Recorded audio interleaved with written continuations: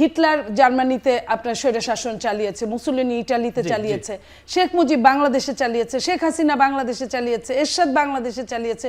স্বৈরশাসন আমরা দেখে দেখে অভ্যস্ত হয়ে গেছি। হ্যাঁ, জিয়াউর রহমান খালেদা জিয়া কিন্তু চালায় না। জামাতকে আমি একটা সময় পছন্দ করতাম যে এরা কমিটি ভালো ফাইল টাইল দেখে করে, কিন্তু জামাতের যখন নেতা আমির যখন বলে আমাদের আর সেনাবাহিনীর মধ্যে পার্থক্য নাই, বিশ্বাস না করে, আমি যদি মনে করি এরা বাচ্চা, এরা কি করবে, আবার তারা যদি মনে করে যে এই বুড়া মানুষরা কি করবে, এই আর্গুমেন্টে এখন দেশ চলবে না। মানে আমার তো মনে হচ্ছে যে আদিবরা যদি চাচ্ছে আপা সেইগুলো না পাওয়ার বেদনার কথা এগুলো বললো নাকি?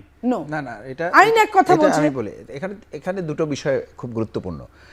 একটা হচ্ছে যে আমাদের দেশে একটা কথা আছে যে মানে সংবিধান জনগণ চালায় নাকি জনগণ সংবিধান চালায়।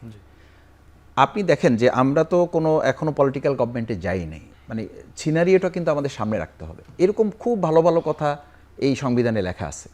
এই লেখা সংবিধান দিয়ে আমরা কি করতে পেরেছি? আমরা তো এখনই কোনো সংবিধানের কাঠামোর মধ্যে নাই, আবার পুরো সংবিধান বাতিল করে দেওয়া। আপনি যদি পুরো সংবিধান বাতিলও করেন, ধরাম যে আমি বাতিল করলাম, জাস্ট এক্সাম্পল আমি মনে করি, যদি ধারণার দিক থেকে নেই, আপনি বাতিল করলে এখানে অনেক জিনিস আছে যেগুলো আপনার থাকবে, সুতরাং বাতিলের প্রশ্ন নাই। আবার যদি আপনি বাতিল নাও করেন তাহলে এখানকার অনেক বিষয় আপনাকে এখানে অ্যাকোমোডেট করতে হবে, সুতরাং একদম নতুন করে ধ্বংস করে অথবা সৃষ্টি করার কিছু নাই এখানে। দ্বিতীয় হচ্ছে যে আপনি দেখেন আমরা এখন এমন একটা সময় আছি যখন একটা অন্তর্বর্তীকালীন সরকার, কোনো পলিটিক্যাল গভর্নমেন্ট এখানে নাই।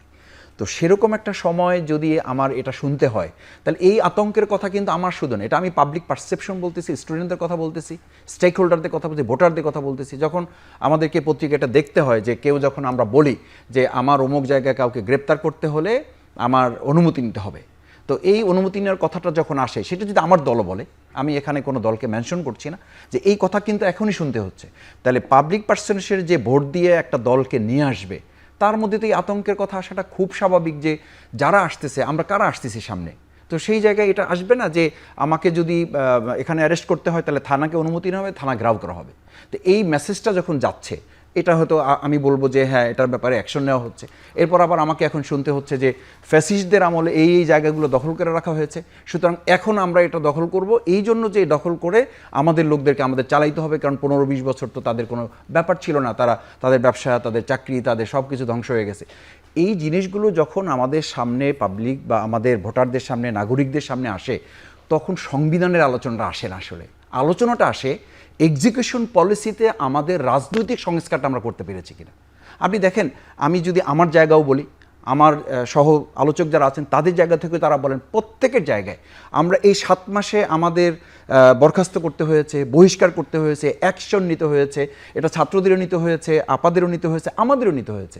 আমি মনে করি সংবিধানের আলোচনা যত গুরুত্বপূর্ণ, তার চেয়ে আমাদের মনন, চিন্তা, পরিকল্পনা, দৃষ্টি, ক্যারেক্টারের বিরাট জায়গায় আমাদের ধ্বংস অবশেষ তৈরি হয়ে গেছে। এবং সেটার জন্য আমি মনে করি বিগত 15 বছরে যারা আমাদের এই দেশটাকে ধ্বংস করেছে, তারা তো দেশটা ধ্বংস করার জন্য, আমাদের এই নাগরিকদেরকে ধ্বংস করা, আমাদের সভ্যতাটাকে শেষ করার জন্য আসছে। আমার তো মনে হয় যে আসল কথা হচ্ছে এই যে আমাদের প্রত্যেক পলিটিক্যাল পার্টির এবং তার ওয়ার্কার যারা আছে, এবং আমাদের যারা ভালোবাসার সুবানোদ্দেয় ওয়েল উইশার যারা আছে, তাদের চিন্তা দৃষ্টিভঙ্গির জায়গাটাও আসলে সংস্কারের আওতায় নিতে হবে, এবং সেই জায়গাটা আমরা করতে পারি না। সেই চিন্তাটা আমরা করতে পেরেছি। দলকে তারা সব ক্ষমতা দিতে চায় না, সাধারণ জনগণের হাতেও কিছু রাখতে চায় সংবিধানে। আমার চাওয়া পাওয়াটা আসলে এই 53 বছরে পূরণ হয়েছে কিনা, কেউ করেছে কিনা, আমরা কতটুকু করতে পেরেছি, দিস ইজ মানে সিগনিফিক্যান্ট কোশ্চেন। এটা হচ্ছে এই যে বার্নিং ইস্যুটা হচ্ছে, আমাকে বুঝতে হবে যে আমরা যে বাংলাদেশটাকে এখন তৈরি করেছি 2024-এর জুলাই আগস্টের মধ্য দিয়ে, এইটার একটা আমাদের কাছে মানে রিফ্লেকশন আসছে যে আমরা এইবার ভালো কিছু করতে পারবো। কিন্তু এই 7 মাসে আমার কাছে কি সেটা মনে করে কিনা, প্রুভ করে কিনা, আমরা সেটা পারছি কিনা, আমরা আমাদের সাধারণ মানুষের কাছে সেই প্রত্যাশার জায়গাটা তুলে ধরতে পেরে গেছি। আমার কাছে মনে হয়েছে অন্তর্বর্তীকালীন সরকার, প্রশাসন যা আছে, ওই জায়গাটা নিয়ে আমার কোশ্চেন না। আমার কোশ্চেন হচ্ছে আমাকে নিয়ে, আমার কোশ্চেন হচ্ছে আমার দলকে নিয়ে, আমার কোশ্চেন আমার দলের কর্মীদেরকে নিয়ে, যে আমরা সেখানে এখন বলা হচ্ছে যে আগের দলকে আমরা যারা ফেসে ছিল তাদেরকে 50 টাকা দিয়েছি, এখন 100 টাকা দিলেও তারা রাজি হচ্ছেন না, এবং একজনকে দিতাম, এখন 3 জনকে দেওয়ার পর আমার ব্যবসা প্রতিষ্ঠান আমি চালাতে পারছি না। What is the scenario? এই কোশ্চেনের জবাব কি আসলে আমাদেরকে দিতে হবে না? এই কোশ্চেনের জবাব না দিয়ে আপনি চাইবেন কালকে একটা মার্কা দিয়ে দেবেন আর সবাই আপনাকে ভোট দিয়ে দিবে, আপনি ইলেকশনে জিতে যাবেন, আবার 5 বছর আপনি ক্ষমতা চালাবেন, ওই দিন শেষ হয়ে গেছে।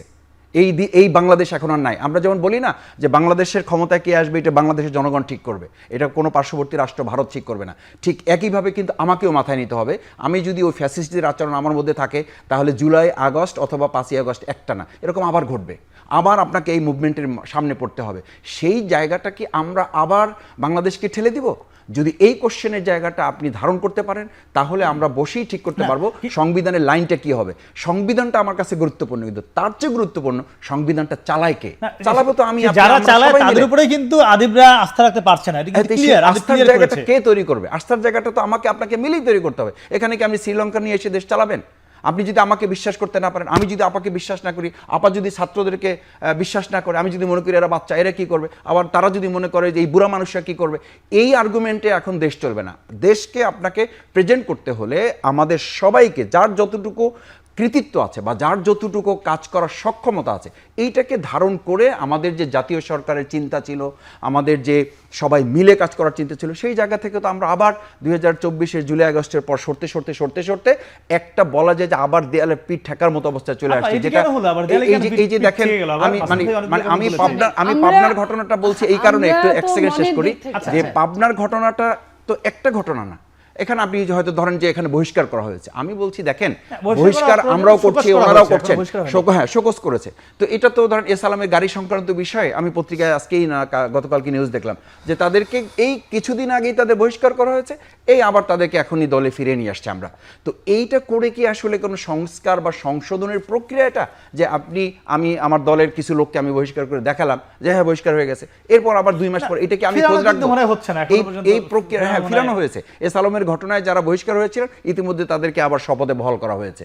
তো এই প্রক্রিয়ার মধ্যে কি এগুলোকে মানুষ মনে রাখে? তো আস্থার জায়গাটা এটা হচ্ছে আমরা বাদ দিয়ে কিন্তু আমিতে ঢুকে গেছে বাংলাদেশ।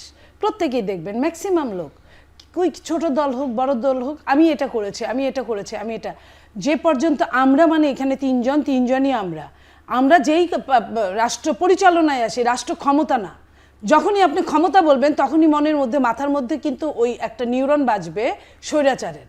কিন্তু আপনি যখনই রাষ্ট্র পরিচালনা, এটা আমার দায়িত্ব, আমি রাষ্ট্রের সার্ভেন্ট, এটা যদি আমি মনে করি তাহলে কিন্তু আমি ভালো কাজ করতে পারবো। আপনি দেখেন হিটলার জার্মানিতে আপনার স্বৈরশাসন চালিয়েছে, মুসোলিনি ইটালিতে চালিয়েছে, শেখ মুজিব বাংলাদেশে চালিয়েছে, শেখ হাসিনা বাংলাদেশে চালিয়েছে, এরশাদ বাংলাদেশে চালিয়েছে। স্বৈরশাসন আমরা দেখে অভ্যস্ত হয়ে গেছি। হ্যাঁ, জিয়াউর রহমান খালেদা জিয়া কিন্তু চালায় নাই, জিয়াউর রহমানকে বাংলাদেশে গণতন্ত্র ফিরিয়ে এনেছে। আর খালেদা জিয়া যতদিন, এটা আমি শুধুমাত্র বিএনপি করি এই জন্য বলছি তা কিন্তু না, এটা আপনি পড়লে আপনি বুঝবেন। জিয়াউর রহমান বাধ্য হয়েছে, 7ই নভেম্বরের মাধ্যমে আসতে বাধ্য হয়েছে। উনি যদি 7ই নভেম্বর উনি মারাও যেতে পারতেন, উনি তখন বন্দী ছিলেন। 7ই নভেম্বর সিপাহী জনতা মিলে তাকে বের করেছে। আমি যে জায়গাটায় বলছি সেটা হচ্ছে এই আমাদের মাইন্ডসেটের মধ্যে আমাদের প্রত্যেকের সাইকোলজিক্যাল প্রবলেম আছে, আমাদের নেতাদের আরো বেশি আছে। এই জায়গায় মাইন্ডসেটটা যদি আমিত্বের মধ্যে আমরা ঢুকে গেছি। আপনি দেখবেন একটা কমিটি করছে, সেখানেও আমিত্বের মধ্যে ঢুকে গেছে। আবার আমি জামাতের কথা এখন বলি, জামাতকে আমি একটা সময় পছন্দ করতাম যে এরা কমিটি ভালো ফাইল টাইল দেখে করে, কিন্তু জামাতের যখন নেতা আমির যখন বলে আমাদের আর সেনাবাহিনীর মধ্যে পার্থক্য নাই, আপনি খেয়াল করেন সেনাবাহিনী নো দেশপ্রেমের কথা বলেন না, সেনাবাহিনীও কিন্তু উপর থেকে নিচ পর্যন্ত আইন মানতে বাধ্য, ওয়ার্ডার মানতে বাধ্য। সেনার প্রথম সিনিয়র কি বললো, ভুল না শুদ্ধ কিচ্ছু মানবে না, ফায়ার বলার সাথে সাথে ফায়ার করবে, সে ভুল হোক শুদ্ধ হোক। ওনাদের মধ্যেও তাই, এটাকেই সে মিন করছে। সো আমি এই জায়গাটায় আমি খুব আশাহত হই, বাংলাদেশের রাজনীতি যারা করে তারা কেন এত মেন্টালি, তারা কেন মৌলবাদের চরিত্র হবে? মৌলবাদের চরিত্রের তো জনগণ বাংলাদেশে না, বাংলাদেশের মানুষ অত্যন্ত ভালো মানুষ, যে কাউকে বিশ্বাস করে। আপনি দেখেন এই যে ছাত্রদেরকে বিশ্বাস করেছিল, ছাত্ররা কি সামনের কাতারে, ছাত্ররা কি ওইখানে শুধু যুদ্ধ করেছে, ছাত্রদের সঙ্গে তাদের বাবা মা যুদ্ধ করে না? বিএনপি আওয়ামী লীগ বিএনপি জামাত থেকে শুরু করে বাম যতগুলো রাজনীতি আছে প্রত্যেকেই তো আপনার মাঠে ছিল, মাঠ ছেড়ে কেউ যায় নাই, প্রত্যেকেই জীবন দেওয়ার জন্য প্রস্তুত ছিল, জীবন দিয়েছে 15-16 বছর। ছাত্ররা শেষে তারা কোটা আন্দোলনে গিয়ে পরে যখন এক দফায় গেছে তখন কিন্তু সবাই নেমে গেছে। আর রাজনৈতিক দলগুলো তো ছিলই পিছনে একদম গার্ডিয়ানের মতো।